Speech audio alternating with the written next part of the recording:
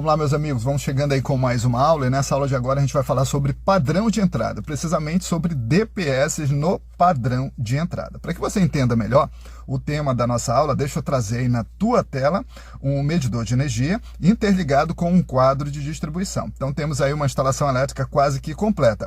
E aí eu vou formular mais uma vez a pergunta para você entender legal. Vamos lá. Eu posso instalar DPS no padrão de entrada? Pergunta bacana, né? E sabe quem responde? A norma técnica da tua concessionária. Eu vou utilizar como exemplo aqui na nossa aula a norma técnica da Amazonas Energia. E olha só, a norma técnica da Amazonas Energia, que você já está visualizando a partir de agora, traz como título fornecimento de energia elétrica em baixa tensão. Então, um pouquinho mais embaixo, lá no item 797, diz o seguinte, olha só. É recomendável que o consumidor instale internamente em sua propriedade, ou seja, dentro da sua casa, no seu quadro de distribuição. Deu para entender até aí, pessoal? Então vamos lá. Aí está entre parênteses. Após a medição e necessariamente após fora da caixa de medição ou proteção. Ou seja, meus amigos, fora da caixa de medição é fora do padrão de entrada. Tranquilo até aí, pessoal? Então o que deve ser instalado? Para raio de baixa tensão ou vários torres de acordo com as prescrições da NBR 5410 e 5419. Então está bem claro aí que a norma técnica da Amazonas Energia está recomendando instalar dentro da sua residência, fora do padrão de entrada, DPS. Deu para entender? Já no item um pouquinho mais abaixo, já no item 798, ainda diz o seguinte, para completar, esta recomendação visa a supressão das sobretensões causadas, por exemplo, pelos fenômenos atmosféricos, sobretensões de manobra, evitando assim os eventuais danos que possam ser causados aos equipamentos elétricos e eletrônicos. Então, mais uma vez, está bem claro que trata-se do DPS, até porque a função do DPS é proteger os equipamentos contra a queima. E um outro detalhe, observe que no item 797 eu destaquei a palavra recomendável e no item 798 está destacado também a palavra recomendação. Por que eu fiz isso? Para deixar bem claro que a norma não diz que é obrigatório, ela diz que é uma recomendação. Então isso significa o quê? Se de repente alguém quiser instalar um DPS no padrão de entrada, pode? Pode, cara, pode instalar, mas é sempre bom a gente atender as recomendações da norma. Mas como é que ficaria caso eu quisesse instalar um DPS no padrão de entrada? Observe aí a imagem chegando para vocês, mostrando como ficaria o DPS instalado no padrão de entrada. Observe que o DPS está ao lado do disjuntor geral do medidor.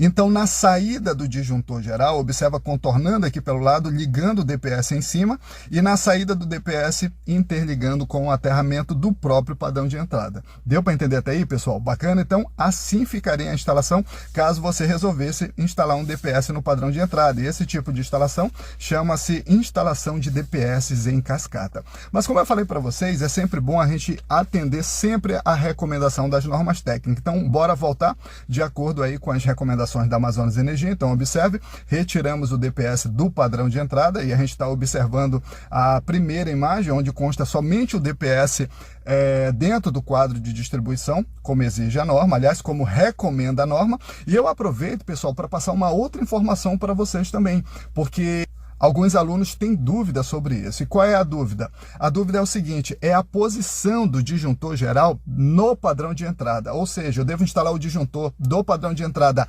antes da medição ou depois da medição. Então, mais uma vez, quem responde isso para vocês é a norma técnica da tua concessionária, da concessionária da tua região. No nosso caso aqui, é a Amazonas Energia. Então, vamos lá.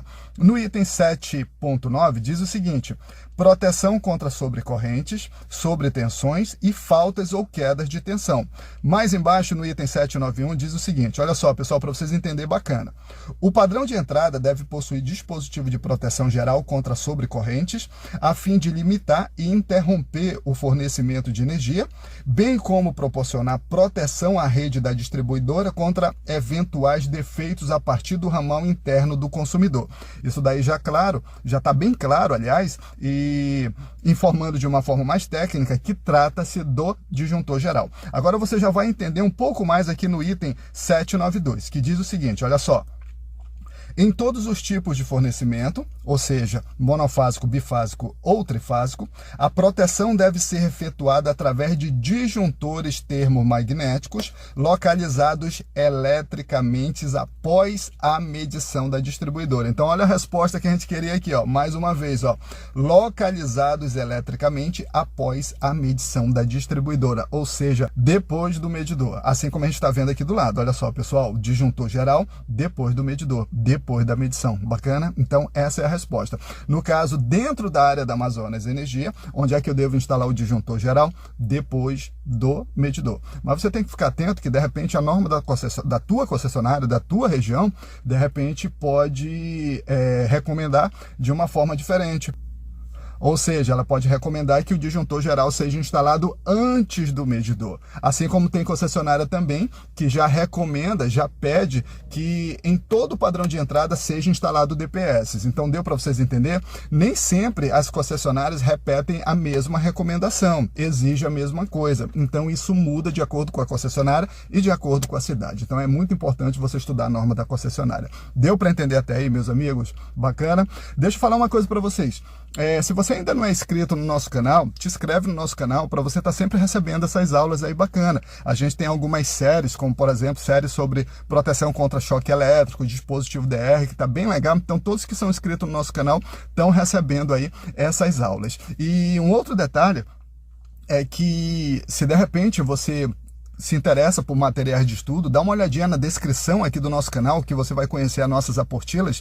Nós temos apostilas de eletricista residencial e predial, temos apostilas de comandos elétricos, de aterramento. Então são excelentes materiais de estudo, todos coloridos e ilustrados, elaborados realmente para você que gosta de estudar só. Para você que realmente gosta de engrandecer o teu conhecimento e fazer a diferença. Então dá uma olhadinha sem compromisso, você vai conhecer também nosso site, os cursos que nós temos, então eu tenho certeza que você não vai se arrepender. Dá uma olhadinha lá, sem compromisso, tá certo, gente? Valeu, para todos vocês que nos acompanharam até agora, ficaram até o final, muito obrigado. E a gente falou aqui na Amazonas Energia, eu quero aproveitar, deixar um grande abraço aí para o meu amigo Radi Oliveira, diretor da Amazonas Energia. Grande abraço aí para toda a equipe da Amazonas Energia. Valeu, gente. Até a próxima aula.